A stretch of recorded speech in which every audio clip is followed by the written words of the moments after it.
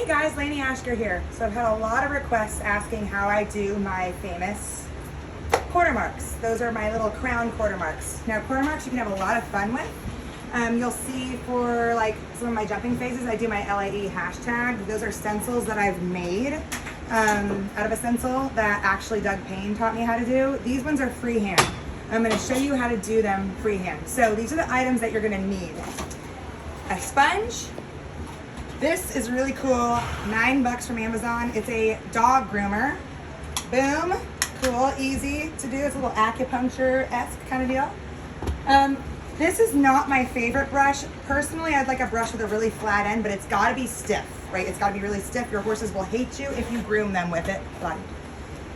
Finally, I use this. It's a little dead Andis clipper, like portable clipper. It doesn't work anymore, so it's repurposed.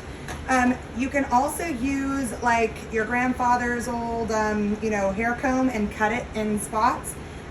Or if you ever fly and you get one of those and you were like left at the airport and they give you those little carry-on packs, they have combs in there. Or at a hotel, you'll need a bucket of water. This takes practice, especially for the shark's teeth. Had some years of grooming. We do, first things first, you take your sponge and you get it pretty wet, okay? We're gonna move Lottie's bum. Come on, mommy. And I get the whole hip really, really wet. If your horse doesn't like wet bottoms, they will have to like it and they will get used to it. So I wet literally the whole hip all the way down where you're gonna be quarter marking. I usually do this before I tack. You just don't want people touching your horse's butt after you do it. Honestly, guys, you don't really need quarter marking spray. I know it's sort of a gimmick that a lot of people sell. You could put show sheen, absorbing, obviously make show sheen after to make it stay. Quite frankly, I don't need anything. I don't put anything on after. Water and the sponge works great.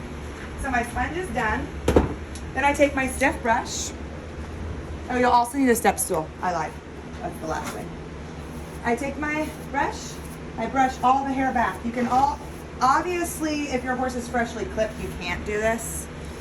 Now, first things first. You take your little guy here. You can also, you don't really need this, but I like this because I'm a perfectionist. Now, I line where I did my crown on this side with this side.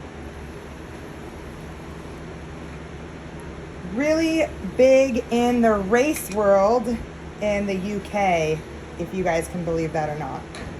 So, and you can go really wild. If you notice, this is even now on both sides, but now see where this one is cut off here? I don't want this crown to be shorter than this crown. So I take this brush and I want to make sure this is even so that my horse, it doesn't look like my horse has a hip drop. So I go about here. I'd rather make it longer and kind of make it a little shorter as I go than make it too short and then have to redo it all over again. So that's about right. Perfect. Now I do the shark's teeth. The shark's teeth is definitely something that's a learned thing, okay? So you want to go with the gradient of the hair always going backwards, never brushing forward.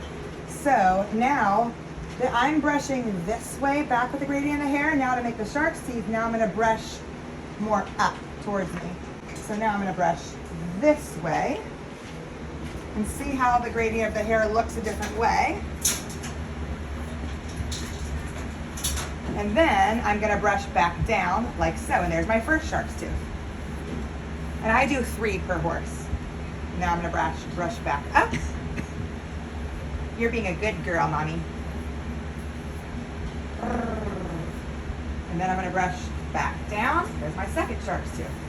And again, if you have a really good brush, these come out really, really good. Like some of the top grooms here have really, really good brushes.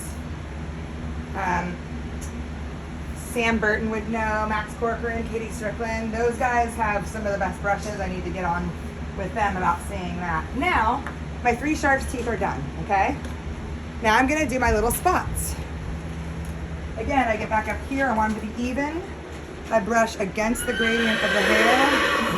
1, 2, 3, 1, 2. I know you're being very patient. 3, and then last one. And you can have fun with these, guys.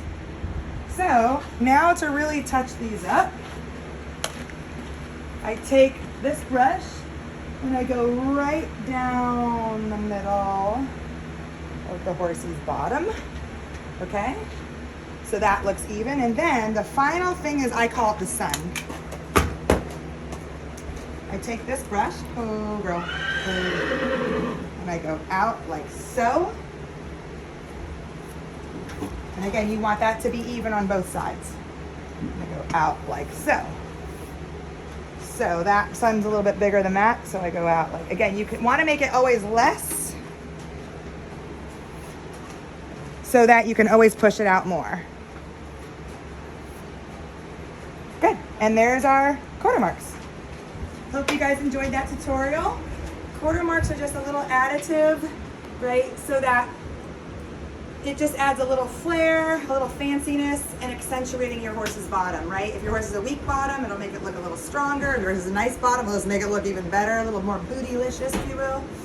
And yeah, we can do all sorts of different quarter marks. This just happens to be my go-to for both my dressage and eventing horses.